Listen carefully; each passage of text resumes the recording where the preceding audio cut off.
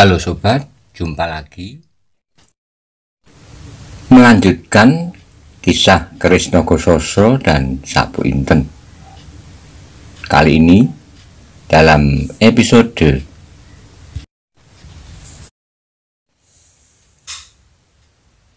Sembodo Utusan Probosemi. Selamat menikmati. Salam budaya.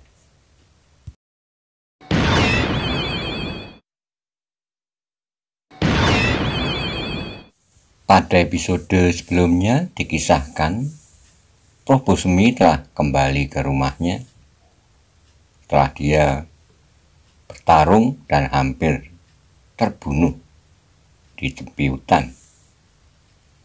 Bagaimana kisah selanjutnya? Simak bersama-sama.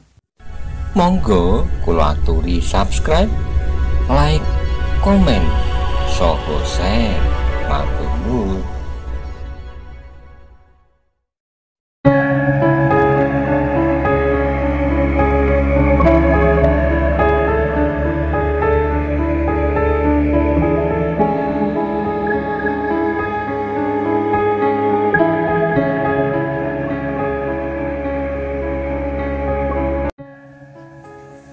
Apa itu Kiai? Tiba-tiba Sontopati bertanya.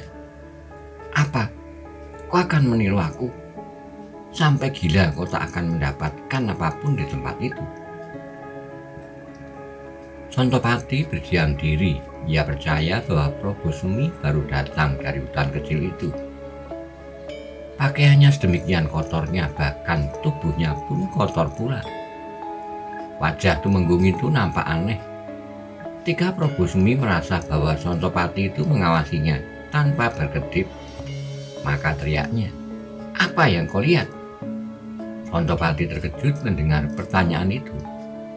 Karena itu dengan tergagap ia menjawab, "Tidak apa-apa, Kiai." Tumenggung Probosemi mengerutkan keningnya dengan nada yang tinggi. Ia berkata, "Lihat, apa yang telah terjadi di hutan Santi itu. Aku telah bergumul dengan bau reksa hutan itu. Seekor serigala belang." Oh, Sontopati terkejut.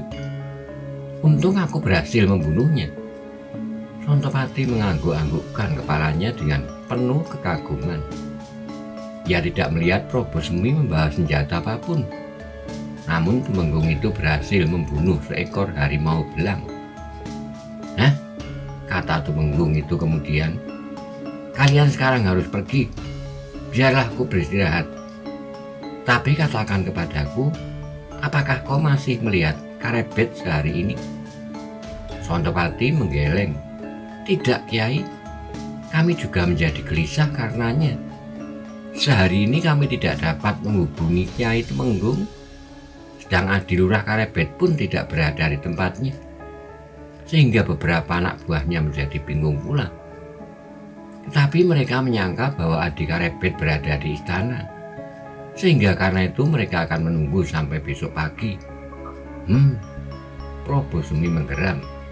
"Benar, Karebet berada di istana semalam bersama aku. Tapi sejak hari ini, Karebet tidak boleh berada di Demak lagi. Setiap prajurit, baik prajurit Wirotamtomo, Noromanggolo, Jolopati, dan apapun, diberi izin untuk membunuhnya tanpa sebab. Karena Karebet telah dibuang dari tata pergaulan masyarakat Demak dan tidak lagi mendapat perlindungan apapun dari kerajaan." Sontopati terkejut. Karebet adalah seorang anak muda yang baik, ramah, dan menyenangkan. Banyak sekali yang dapat diceritakan untuk menggembirakan kawan-kawannya. Anak muda itu seakan-akan mengetahui seluruh permukaan pola ini. Ia dapat bercerita tentang bukit-bukit, lembah-lembah, jenis-jenis binatang di dalam hutan-hutan yang hampir tak pernah diambah manusia, sampai cerita tentang gadis-gadis cantik di daerah-daerah yang pernah dikunjunginya.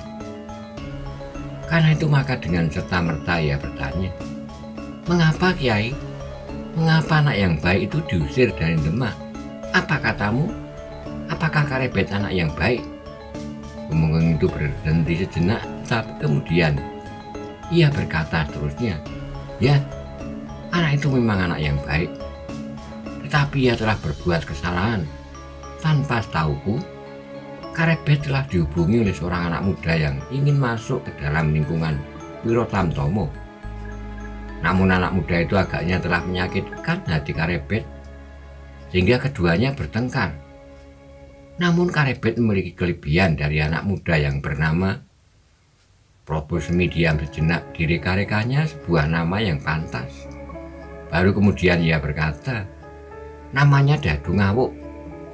Sontopati mengangguk-anggukkan kepalanya dan Probosemi berkata, namun sayang, Karebet telah bertindak sendiri. Dadu Ngawuk yang sombong itu dibunuhnya. Sontopati mengangguk-angguk pula. Sayang, desisnya. Tetapi kesalahan itu bukan kesalahan yang terlalu besar. Bukankah Karebet membunuhnya setelah mereka bertengkar? Itu dapat terjadi dalam hubungan perseorangan. Mungkin Karebet tidak bersalah, tapi peristiwa ini telah menyeret nama Wiro Tamtomo ke dalam suatu tempat yang terlalu buruk. Apakah kita, Wiro Tamtomo, tidak ikut menjadi jelek kalau seorang dari kita berbuat sewenang-wenang hanya karena ia seorang Wiro Tamtomo? Sontopati mengangguk-angguk kembali. Namun ia bertanya, tetapi apakah hukuman itu sampai sedemikian jauhnya sehingga setiap orang boleh membunuhnya? Bukankah dengan demikian berarti bahwa kita, Baginda sendiri dan semua pemimpin Demak tidak sependapat dengan perbuatannya? Karena itu jadikanlah peristiwa ini sebagai contoh bagimu. Sekali lagi Sontopati mengangguk-angguk, namun keheranannya tidak juga berkurang. Belum pernah ia mendengar peristiwa itu kapan terjadi. Dan kalau yang mengatakan kepadanya bukan Tumenggung Probosemi sendiri, maka ia pasti tidak akan percaya. Tetapi kali ini yang mengatakan adalah atasannya dan atasan Karebet itu pula. Apalagi sebelum peristiwa ini, maka agaknya Tumenggung Probosemi terlalu dekat dengan anak muda itu. Tiba-tiba Sontopati terkejut ketika Tumenggung Probosemi itu membentaknya. Hei, mengapa kau berdiri seperti patung? Pergi, sekarang kalian boleh pergi. Oh, Sontopati tergagap, seperti orang yang terbangun dari tidurnya yang nyenyak. Pergi sekarang dan panggil Kakang Sembodo untuk datang kemari malam ini. Langkah Sontopati terhenti, kemudian ia mutar tubuhnya kembali menghadap Kiai Tumenggung. Sambil mengangguk dalam, ia bertanya, Kakang Sembodo yang manakah yang Kiai maksud? Gila, hanya ada satu Sembodo yang aku kenal. Tidak, Kiai. Yang sudah aku ketahui ada 3. Lurah Pasar Pahing, yang kedua Jagal di Kedung Muni, dan yang satu lagi Sembodo jajar juru taman di Kasatria. Bodoh kau, ada lebih 1000 Sembodo di seluruh Demak. Tapi kau harus tahu manakah yang aku panggil Kakang di antara mereka. Sontopati menjadi bingung. Untung-untungan ia berkata, apakah Kakang Sembodo Lurah Pasar Pahing yang kaya raya itu? Oh, alangkah bodohnya kau. Buat apa aku manggil Lurah Pasar? Panggil Kakang Sembodo Jagal dari Kedung Muni. Sontopati meluruskan keningnya. Aneh, Probosemi memerlukan manggil seorang jagal dari Kedung Muni. Apakah Tumenggung ini akan mengadakan selamatan dengan menyembelih beberapa ekor lembu setelah ia mendapatkan sesuatu dari hutan Santi? Tapi Sontopati tidak berani bertanya sekali lagi. Ia menganggukkan kepalanya dalam-dalam, kemudian mohon diri meninggalkan rumah Tumenggungnya itu. Walaupun di sepanjang jalan tak habis-habisnya ia berpikir, buat apakah Kiai Tumenggung memanggil Jagal Kedung Muni? Tetapi Sontopati tidak mau menjadi pusing karenanya. Ia cukup menyampaikan perintah itu lalu pulang dan tidur nyenyak. Sembodo malam itu benar-benar menghadap Tumenggung Probosemi. Jagal Kedung Muni itu adalah saudara seperguruan Tumenggung yang garang. Namun nasib mereka ternyata jauh berbeda. Meskipun Sembodo lebih dahulu berguru, namun kecerdasan otak Tumenggung Probosemi memungkinkan Temenggung itu melampaui kakak seperguruannya. Apalagi dalam beberapa hal Prabu Semi berhasil menunjukkan kekhususannya. Sehingga karena itulah maka keadaannya Prabu Semi jauh lebih baik dari keadaan kakak seperguruannya itu. Juga dalam tataran olah keprajuritan dan tata perkelahian, Prabu Semi sudah berada di atasnya. Ketika Prabu Semi telah menguraikan maksudnya, maka bertanyalah Sembodo, mengapa tidak Adi Temenggung saja yang melakukannya? Tidak mungkin, Kakang. Aku tidak dapat meninggalkan kerjaanku. Dan apabila kelak Sultan mengetahui, maka keadaanku akan menjadi lebih buruk. Tetapi kemungkinan untuk mengetahui bahwa Kakang yang melakukannya adalah sangat kecil. Sedang kalau aku yang melakukannya, maka dengan mudahnya orang dapat menghubungkan setiap peristiwa. Prabu Semi tidak ada di rumahnya pada saat orang menemukan mayat Karebet. Tetapi orang tak akan menghiraukannya. Apakah Kakang Sembodo berada di rumah atau tidak pada saat itu? Sembodo mengurutkan keningnya, tiba-tiba matanya terbelalak ketika ia melihat Prabu Semi melepaskan kamus dan timang emasnya. Cahaya brilian yang berkilat-kilat pada timang itu telah menyilaukan mata Sembodo. Ketika Prabu Semi mempermainkan timang itu, maka bertanyalah Sembodo, Adi Temenggung, sebenarnya pekerjaan itu sangat mudah aku lakukan. Tetapi di mana aku harus mencari Karebet? Prabu Semi tersenyum. Tidak terlalu mudah, Kakang. Kakang harus membawa 5 atau 6 kawan. 5 atau 6? Mata Sembodo tiba-tiba terbelalak. Apakah anak itu anak setan? Bukan, sama sekali bukan. Tetapi aku ingin kali ini tidak akan gagal. Lebih baik Kakang kelebihan tenaga daripada Kakang harus mengulanginya lain kali. Baik, baik, sahut Sembodo. Tetapi kemana aku harus mencari?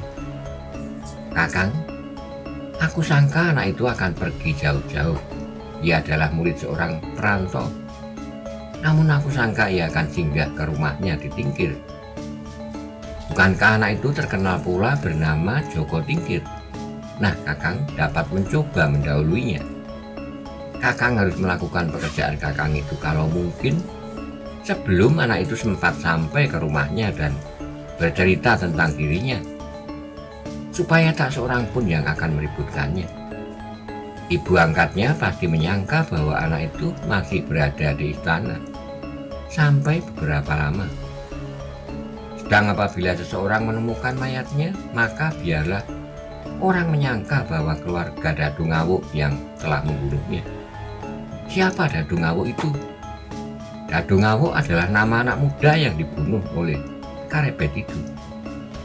Sembodo mengangguk-anggukkan kepalanya. Katanya, aku akan melakukannya Adi Temenggung. Tetapi kalau aku tidak dapat menemukannya, maka Adi Temenggung jangan menyalahkan aku. Semuanya harus dicoba. Malam ini sebaiknya Kakang berangkat dengan orang-orang yang barangkali dapat Kakang kumpulkan. Ingat, 5, 6 atau 7 orang. Syukur lebih dari itu. Sebab selama ini ada di dalam kesatuanku, maka aku telah dapat menilai betapa anak itu menyimpan ajian di dalam tubuhnya yang dapat melindunginya. Lembu Sekilan. Lembu Sekilan, sekali lagi mata Sembodo terbelalak. Apakah aku mampu melawan Lembu Sekilan? Jangan terlalu merendahkan dirimu. Bukankah Kakang memiliki aji sapu angin seperti aku? Sembodo termenung saat. Aji sapu angin memang dapat dibanggakannya. Namun ia tidak tahu apakah sapu anginnya yang tidak sempurna mampu menembus Lembu Sekilan. Ketika Sembodo baru mencoba menilai diri, maka terdengarlah Prabu Semi berkata, Lembu Sekilan anak itu masih belum sempurna. Karena itu Kakang jangan cemas. Meskipun demikian, kawan-kawan Kakang pun harus mampu menyesuaikan diri dengan ilmu anak itu. Mungkin dengan senjata masih mungkin menembus pertahanan ajian anak itu. Dicobanya oleh Sembodo berpikir tentang segala kemungkinan. Dicobanya juga untuk mengingat-ingat beberapa nama yang pantas untuk melakukan pekerjaan itu. Tiba-tiba ia tersenyum, katanya, "Mengapa kita tidak minta tolong pada perguruan Sembiroto? Guru itu adalah kawanku. Ia memiliki beberapa kelebihan daripadaku. Sedang beberapa muridnya yang terpercaya dapat aku bawa serta." "Terserah kepadamu, Kakang," kata Probosmi sambil melemparkan ikat pinggangnya yang bertimang emas dan bertetes berlian. "Inilah, barangkali Kakang perlu menyangkutkan pedang di pinggang Kakang." Sembodo menggigit bibirnya untuk menahan senyumnya. Ia menjadi sangat gembira atas pemberian itu. Meskipun demikian, dengan tamaknya ia berkata, "Aku mengucapkan terima kasih atas pemberianmu, Adi. Tetapi aku sangka Kiai Sambiroto memerlukan juga timang meskipun tidak sebaik ini. Gila." Probosmi mengumpat di dalam hati. Tapi sebenarnya dirinya pun telah hampir gila pula. Dengan bersungut-sungut dia berjalan masuk ke dalam biliknya. Alangkah mahalnya putri itu. Namun dia bersungut pula, "Aku telah banyak kehilangan, belum tentu aku berhasil." Tapi kata-kata itu dijawabnya sendiri. "Tapi aku harus berusaha yang pertama melenyapkan Karebet, supaya putri itu tidak selalu mengharapkannya kembali." Karena itu betapapun ia mengumpat-umpat di dalam hati, namun diambilnya juga satu ikat pinggang yang lain, bertimang emas pula, namun tidak bertetes berlian. Setelah menerima ikat pinggang itu beserta timangnya, maka Sembodo pun minta diri untuk pergi ke Sambiroto. "Kakang," kata Probosmi kemudian, "ikat pinggang itu hanyalah Kakang pinjam untuk menyangkutkan pedang. Tapi kalau pedang itu kemudian sama sekali tak berguna, maka ikat pinggang itu pun tak akan berguna pula bagi Kakang. Dan biarlah orang lain yang lebih memerlukan memakainya." Sembodo mengerutkan keningnya. Ia kenal betul sifat-sifat adik perguruannya. Ia dapat menjadi seorang pemurah yang tidak kepalang tanggung, namun ia dapat menjadi pelit sekeras batu akik. Karena itu ia tidak dapat menjawab, selain menganggukkan kepalanya. Ketika ia telah keluar dari pagar halaman, masih didengarkannya suara temenggung Probosmi. "Ingat pesanku itu, yang memakainya ada yang memerlukannya." "Setan," gumam Sembodo. Namun ia bertekad untuk memiliki timang bertetes berlian itu. Sudah beberapa tahun ia menginginkan benda serupa itu. Namun pekerjaannya sebagai jagal tidak memberinya kemungkinan. Sampai di rumahnya diajaknya seorang pembantunya yang juga menjadi satu-satunya muridnya, yang sangat disayanginya. Dengan perbekalan yang cukup mereka meninggalkan rumah itu. Sebuah pedang pendek terselip di ikat pinggang masing-masing. "Kita pergi ke perguruan Sambiroto," kata Sembodo. Muridnya mencoba untuk menanyakan apakah yang akan mereka lakukan, tapi Sembodo tidak memberitahukannya. "Nanti akan kau dengar pula." Kiai Sambiroto mendengar permintaan sahabatnya dengan ragu-ragu. Benarnya Kiai Sambiroto memiliki beberapa kelebihan dari Sembodo. Apalagi sudah menjadi kebiasaan Sambiroto untuk menerima beberapa permintaan orang-orang lain, mengantarkan mereka ke tempat-tempat yang dianggap berbahaya. Bahkan sekali-kali pernah juga dilakukannya untuk memaksakan beberapa kehendak seseorang atas orang lain, melamar anak orang dengan sedikit tekanan, dan bermacam-macam lagi. Karena itu nama Sambiroto agak tidak disukai oleh beberapa orang. Namun belum dapat dibuktikan bahwa ia pernah melakukan kejahatan. Kali ini permintaan Sembodo adalah terlalu langsung, pembunuhan. Meskipun demikian, ketika Sembodo menjanjikan timang emas itu pada Sambiroto apabila pekerjaan mereka berhasil, terpercik pula keinginannya untuk menerima barang berharga itu. Karena itu maka kali ini permintaan itu betapapun beratnya, namun diterimanya pula. Apalagi Kiai Sambiroto itu merasa bahwa ia memiliki beberapa kemampuan yang dapat dibanggakannya, melampaui Sembodo itu sendiri. Tapi sebenarnya lah bahwa Sembiroto masih belum melampaui Prabu Semi. Namun otaknya yang tidak begitu cerdik menjadikannya tidak lebih dari seorang pesuruh yang garang. Tapi mereka kini tidak bekerja seorang demi seorang, mereka bersama-sama telah bergabung dalam satu kekuatan untuk melenyapkan anak muda yang bernama Karebet. Sembiroto pun kemudian membawa beberapa orang muridnya yang dipercaya, sehingga mereka menjadi berjumlah 7 orang. Rombongan itu sebenarnya menjadi sebuah rombongan yang cukup besar. Namun mereka tidak berjalan bersama-sama, mereka telah mengadakan persepakatan untuk berjalan sendiri-sendiri. Namun akhirnya mereka akan bertemu di tempat yang telah ditentukan di sekitar Tingkir. Mereka akan mengawasi jalan dari Demak yang masuk ke Pedukuhan itu. Sementara itu Joko Tingkir pun masih dalam keraguan-raguan. Ia belum tahu pasti kemana ia akan pergi. Namun akhirnya sampailah ia kepada keputusan yang sama sekali tidak diketahuinya, bahwa bahaya telah menunggunya di setiap saat. Yang mula-mula akan dilakukan oleh Tingkir itu sebenarnya lah kembali ke Tingkir untuk sementara. Ia ingin tinggal di rumah ibu angkatnya untuk sesaat menenangkan pikirannya. Baru dari sana ia akan menentukan apakah yang akan dilakukannya untuk seterusnya. Dengan penuh penyesalan, Joko Tingkir yang juga bernama Mas Karebet itu berjalan menyusur hutan-hutan kecil, kembali ke kampung halamannya, Tingkir. Betapapun penyesalan itu menghentak-hentak dadanya, namun semuanya itu telah berlalu. Keputusan Baginda telah dijatuhkan atasnya, dan ia tidak akan dapat mengubahnya. Namun betapapun juga masih tersimpan harapan di dalam hatinya bahwa suatu ketika Baginda akan mengampuninya. Bukankah Baginda berkata bahwa ia dibuang dari Demak sampai keputusan itu dicabut? Bukankah dengan demikian ia masih dapat mengharap Baginda mencabut keputusannya? Tetapi seandainya tidak pun, maka ia tidak akan bersakit hati kepada Baginda. Baginda telah cukup melimpahkan kasih sayangnya kepadanya. Tapi apabila dikenangnya Tumenggung Prabu Semi, maka dadanya seakan-akan meledak karenanya. Kadang-kadang timbul juga penyesalannya. Mengapa Tumenggung yang gila itu tidak dibunuhnya?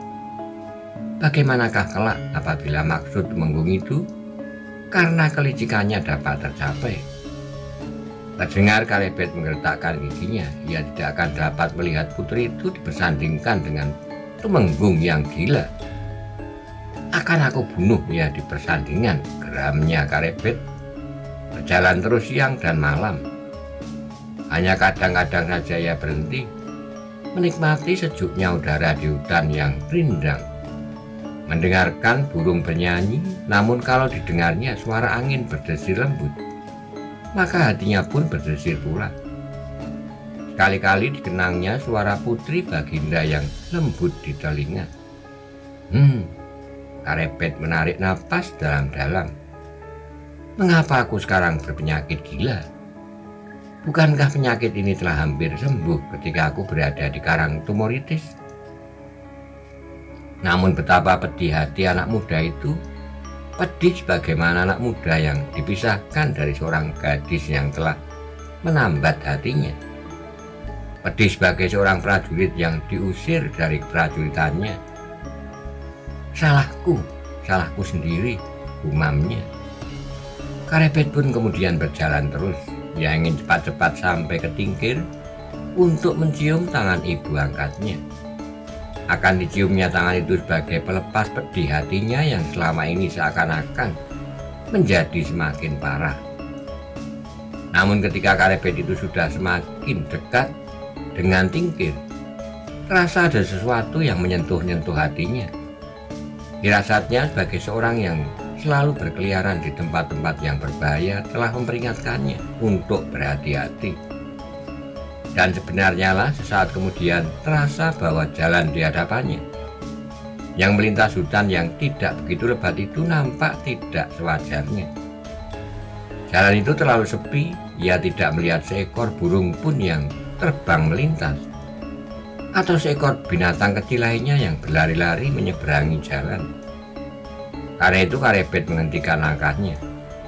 Kemudian terdengar ia bergumam, kalau kesepian itu disebabkan karena binatang buas, maka biasanya harimau atau ular besarlah sebabnya.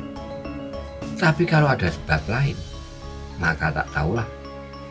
Maka Karebet pun kemudian bersiap-siap menghadapi setiap kemungkinan.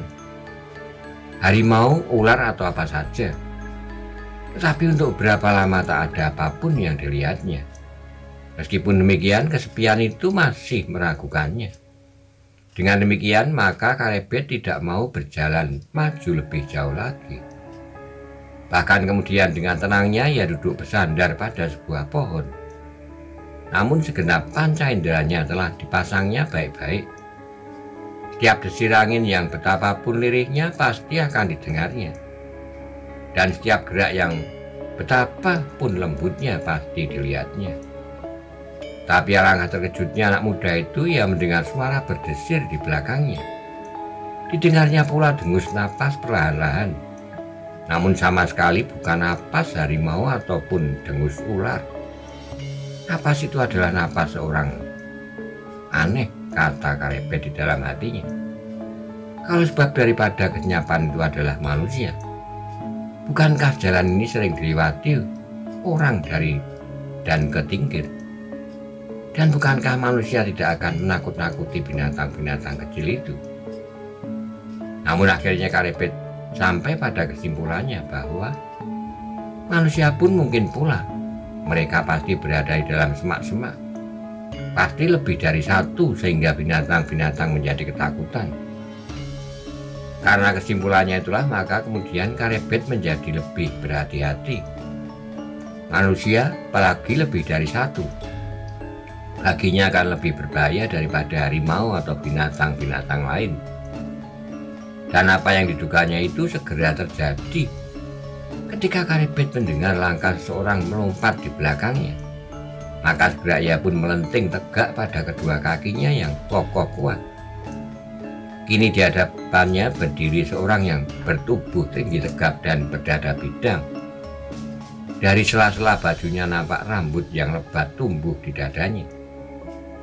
Alangkah terkejutnya Karebet melihat orang itu. Sehingga dengan serta-merta ia menyapanya. Kakang Sembodo. Sembodo tersenyum. Ya, akulah, jawabnya. Karebet mengerutkan keningnya. Ia melihat wajah Sembodo yang garang. Karena itu segera ia dapat menyangka bahwa kedatangannya bukanlah dengan maksud yang baik. Tetapi Karebet tidak mau segera berprasangka jelek. Dicobanya kemudian untuk menghilangkan setiap kesan yang gelap dari wajahnya. Dengan senyum kecil Karebet kemudian berkata, kedatangan Kakang sangat mengejutkan aku. Wajah Sembodo masih tetap garang, bahkan kemudian dengan tajamnya ia mandangi tubuh Joko Tingkir.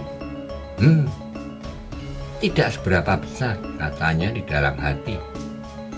Apakah dalam tubuh itu benar-benar tersimpan aji lembu sekilan? Karena Sembodo tidak segera menjawab, maka Karebet bertanya pula, apakah keperluan Kakang sehingga Kakang sampai kemari? Sembodo menggeram, ia ingin segera menyelesaikan pekerjaannya. Karena itu ia tidak berbicara melingkar-lingkar, langsung saja dikatakannya apa yang dikendaki. Dengan nada datar ia berkata, Karebet, aku adalah Sroyo Adi Tumenggung Probosemi. Dada Karebet segera berdesir, cepat ia dapat menebak apakah sebenarnya maksud Sembodo itu. Namun ia masih juga bertanya, apakah yang harus Kakang lakukan? Sembodo menarik napas, kemudian setelah menenangkan getar dadanya ia berkata, aku harus membunuh engkau. Meskipun Karebet telah menyangka, namun pengakuan yang tiba-tiba itu mengejutkannya juga. Saat ia terpaku diam, ditatapnya wajah Sembodo yang garang itu. Jangan mempersulit pekerjaanku, Karebet. Aku dan kau tidak pernah mempunyai persoalan apapun. Aku tidak pernah menyakiti hatimu dan kau tidak pernah menyakiti hatiku pula. Karena itu, marilah kita saling berbaik hati. tolonglah pekerjaanku kali ini supaya segera selesai. Nanti aku akan mendapat sebuah kamus bertimang emas tetes berlian, kata Sembodo. Karebet mengangguk-anggukkan kepalanya, kemudian jawabnya dalam nadanya yang kusuk. Baik Kakang, baiklah, aku menolongmu. Tetapi aku harus mendapat separuh dari kamus dan timang itu. Sembodo mengerutkan keningnya, geramnya, dan kemudian katanya dalam hati. Anak ini benar-benar anak yang luar biasa. Tanggapannya atas bahaya yang dihadapi masih saja seperti menyongsong datangnya kekasih. Namun Sembodo tidak mau terpengaruh oleh wibawa Joko Tingkir. Karena itu ia membentak, aku tidak sedang berkelakar, Karebet. Justru Karebet yang aneh itu kini tertawa. Katanya, kita tidak pernah saling menyakiti hati masing-masing. Jangan membentak-bentak, Kakang. Lebih baik kita bergurau setelah kita lama tidak bertemu. Diam, bentak Sembodo yang sama sekali tidak berhasil menakut-nakuti Karebet. Meskipun demikian, sekali lagi ia menggertak. Mati dan mati ada 1000 jalan. Apalagi di hutan ini, di pembaringan pun orang dapat sekarat.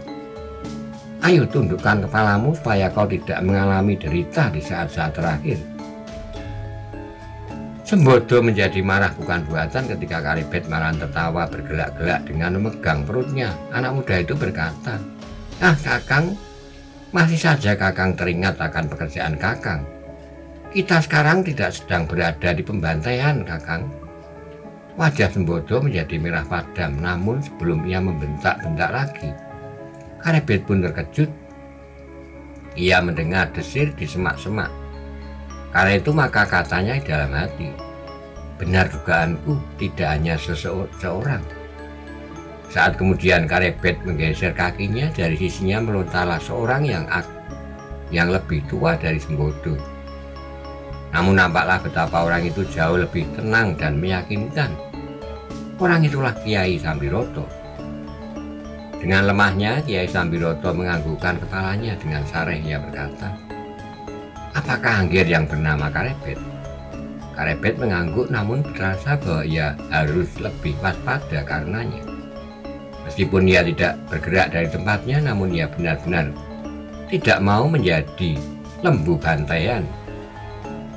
Karena itu segera dengan diam-diam diterapkannya ajinya yang dahsyat, lembu sekilan.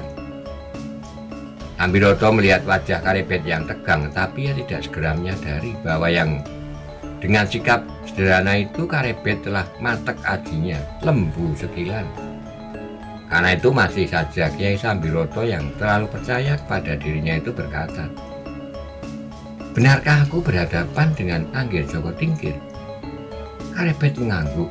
Ya, akulah Karebet yang juga disebut orang Joko Tingkir. Kiai Sambiroto mengangguk-anggukkan kepalanya. Akulah yang bernama Sambiroto. Karebet memandang orang itu dengan seksama. Di Demak nama itu memang pernah didengarnya, tetapi ia tidak pernah menaruh perhatian. Kini tiba-tiba orang itu datang kepadanya dengan maksud yang tidak sewajarnya. Dengan demikian maka Karebet itu benar-benar harus berhati-hati. Ia tahu benar bahwa Sembodo adalah kakak seperguruan Probosemi dan Sambiroto adalah orang yang kurang disenangi oleh masyarakat Demak karena pekerjaannya. Ternyata kini mereka berdua bergabung untuk melenyapkannya. Meskipun demikian, sebenarnya Karebet sama sekali tidak gentar. Kalau perlu aku terpaksa membunuh untuk mempertahankan hidupku, katanya. Yang berbicara kemudian adalah Sambiroto. Anggir, baiklah aku berterus terang. Kami berdua dengan beberapa murid-muridku datang untuk membunuh Anggir. Kalau Anggir ingin mencoba, lawanlah kami. Kami tidak mempunyai banyak waktu. Sekali lagi Karebet terkejut, ternyata mereka tidak hanya berdua. Tapi justru karena itu timbullah marahnya. Wajahnya yang riang menjadi kemerah-merahan karena nyala api kemarahan yang membakar dadanya. Dengan lantang anak dari Tingkir itu menjawab, Paman dan Kakang Sembodo, kita adalah manusia yang mempunyai sifat mempertahankan hidup yang dikaruniakan kepada kita. Aku harus mencoba mempertahankan hidup itu sekuat-kuat tenagaku. Kalau Yang Maha Esa berkenan, maka jangan menyesal. Kalau kalian berdualah yang akan mendahului aku. Jangan membual meskipun kau kasih jin setan peri perayangan. Namun kalau tidak mampu menangkap angin, jangan mencoba menengadahkan kepalamu, bentak Sembodo dengan kasarnya. Langit dan bumi menjadi saksi. Kalau terjadi pertumpahan darah di sini, bukan akulah yang bersalah, sahut Karebet. Sembodo sudah tidak dapat menahan diri lagi. Timang emas bertetes berlian benar-benar menarik hati. Apalagi anak muda itu benar-benar telah membakar telinganya. Karena itu cepat-cepat ia meloncat dan memukul dada Karebet sekuat-kuatnya. Karebet melihat gerak Sembodo itu, namun ia sama sekali tidak menghindarinya. Namun wajahnya menjadi tegang dalam penerapan ajian yang tinggi-tingginya, daya mempertahankan dalam aji lembu sekilan. Tenaga Sembodo adalah tenaga yang luar biasa kuatnya. Namun ia masih mempergunakan kekuatan jasmaniah melulu. Karena itu ketika tangannya membentur dada Karebet, alangkah terkejutnya. Karebet itu masih saja tegak seperti tunggak. Dan kedua kakinya yang kokoh kuat seakan-akan berakar jauh menghujam ke pusat bumi. Bahkan terasa seakan-akan tangan Sembodo itu menghantam sesuatu yang tak dapat dilihatnya. Tetapi tangannya itu seakan-akan sama sekali tidak menyentuh dada Karebet. Ketika ia menyadari serangannya itu gagal, maka segera ia meloncat surut. Dengan marahnya ia menggeram sambil menunjuk wajah Karebet itu dengan ujung jarinya. Setan gendruwo, Karebet, apa kau sangka di lembu sekilan itu tak akan berlawan? Karebet tidak menjawab, namun sekilas ia melihat Sambiroto bergeser. Orang itu mengentakkan kedua tangannya dan dengan satu gerakan yang cepat tangan itu ditariknya ke samping. Geram Karebet. Aji apalagi yang akan kau pamerkan? Sambiroto benar-benar tersinggung. Ia memang memiliki kekuatan yang melampaui kekuatan orang-orang kebanyakan. Dengan pemusatan pikiran dan kehendak, maka Sambiroto dapat menyalurkan kekuatan itu. Namun ia sama sekali tak peduli apakah nama dari kekuatan yang tersimpan dalam dirinya. Dan Sambiroto memang tidak berpikir tentang nama itu, meskipun dahulu gurunya menyebutnya Aji Wilek. Namun yang dimilikinya telah banyak mengalami perubahan sehingga ia tidak menyebutnya demikian. Tetapi betapapun juga ia mampu menerapkan ilmunya yang dahsyat itu. Ketika ia menyadari bahwa lawannya sejak permulaan telah mempergunakan aji lembu sekilan, maka Sambiroto pun segera mempergunakan ilmunya itu. Dengan serta-merta Sambiroto melompat pula dan langsung memukul wajah Karebet